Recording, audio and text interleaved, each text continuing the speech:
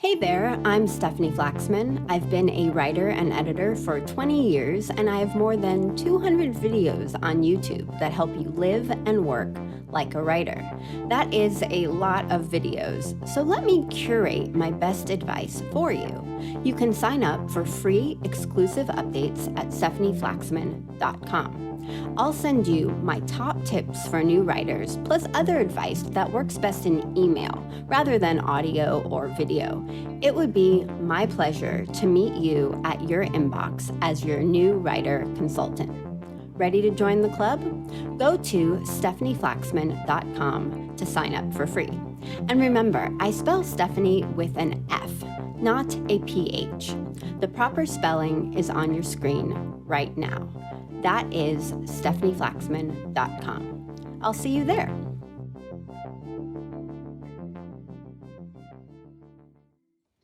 Welcome to Integrity Publishing Lesson 3. Integrity Publishing is a free audio course about content rewriting and editing in the age of AI. Today's topic is leaving enough time for your editing. Leaving enough time is an important part of the writing process because you need to leave enough time to do your best work and meet your deadline. So that takes planning, that takes steps, that is a process. But the same idea can be applied to your editing, not only to leave enough time to catch mistakes, but to also develop your ideas further and to let your ideas mature so that you absolutely feel confident that you have produced your best piece of writing. One of the reasons why I have been taking the position that I don't like the direction we are going with AI is because I think when we go too far with AI or the direction that we are going with AI, you can clearly see that it goes against nature. Nature in all sense of the words nature. It goes against human nature because we are turning creativity into a robotic process for the sake of saving money or time or just so that we look so cool that we could do everything automatically. But that goes against our humanity. It goes against human nature to innovate and to be individuals and to find our own ways of doing things that are so much more creative than just a robotic process.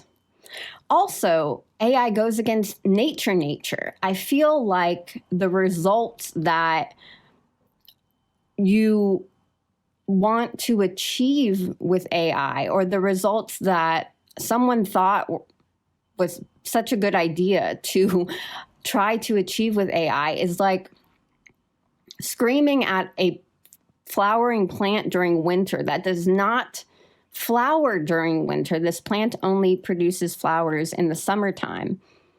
But you're screaming at the plant and trying to force it to bloom in the wintertime when it doesn't do that because that is not its nature.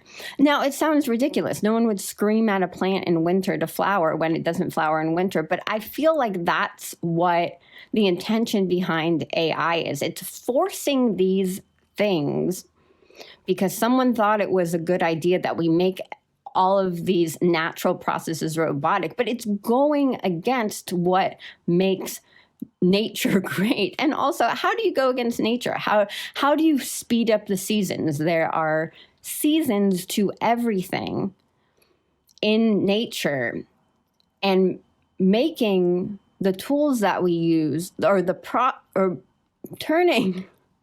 turning our creative procedures into these robotic processes with these new technologies and tools is just totally going against the grain of how things naturally evolve and the organic process of everything. So it's really amazing to me that anyone thought all of this was a good idea. Also, it seems to me that no one else has seen Battlestar Galactica, because if anyone has seen Battlestar Galactica, we know this doesn't go in the right direction for us, that we're going to encounter some problems of varying degrees. So that's why in this series that I'm doing, the tips that I'm giving can be applied whether your writing was written by AI or by humans, because either way, just like I talked about in lesson 1, there is a process. There are procedures. There is editorial oversight that helps work mature in a natural way. And forcing that maturity, to me, is what publishing a first draft by AI is like, because that is what publishing a first draft from a human is like. It doesn't matter how that first draft is produced. If there's no editorial oversight, it's going to fall short of its potential. So I want to give an example for a company, or about a company that makes handcrafted soap. I talked in lesson 2 about a tea brand, but today I want to talk about soap. So you have handcrafted soap that has a different target audience than mass-produced soap at a supermarket, right? You're not talking to the same person.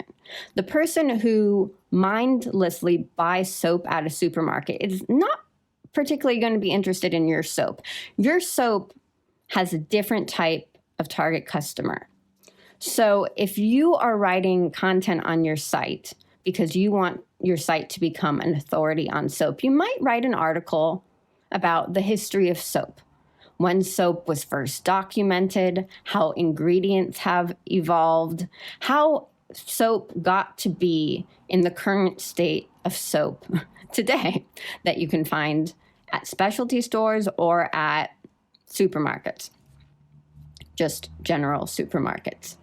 So getting that first draft written, whether it's by AI or a human, is an accomplishment, because your first draft is an accomplishment. You have an assignment, write about the history of soap. So getting that produced is one step in the publishing process, but it's not the only step, and it is definitely not the final step. Because if you want to appeal to your specific target audience, there needs to be editorial oversight that rewrites the content and edits the content so that it is the perfect match for your customer who is interested in specialty soap versus mass-produced soap. Two different audiences. And the way that you achieve your best final product for that audience is leaving enough time for editing so that your ideas about the history of soap doesn't just replicate what you would find on Wikipedia or any other website about soap. Every paragraph in that piece of writing is tailored to the sensibilities and the taste and the worldviews of the people who you know are interested in specialty soap. And it's your opportunity to prove through your writing that your specialty soap is the right soap for them to choose, for them to say, oh, I love this company. Good writing produces someone saying, oh, I love this specialty soap company. I love what they stand for. I love their perspective in this article about the history of soap. I want to support this business. So all of that comes out in the editing process. And a common misconception about editing is that it is just that one step. You get the article written, and then there's the editing step. Oh, I just need this edited, then it's ready to publish. But editing a piece of writing requires time and care. Again, not just for you to find mistakes in the piece of writing and correct them, but also to tailor the writing and make sure that every part of the reading experience is tailored to exactly who you want to talk to.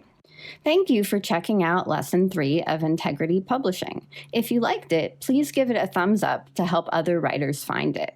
You can also subscribe to the channel and tap the notification bell to find out when the next Integrity Publishing lesson is ready for you.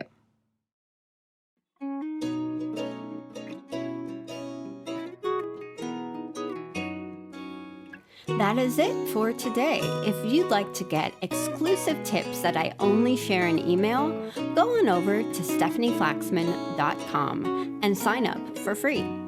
I will see you there and talk with you soon.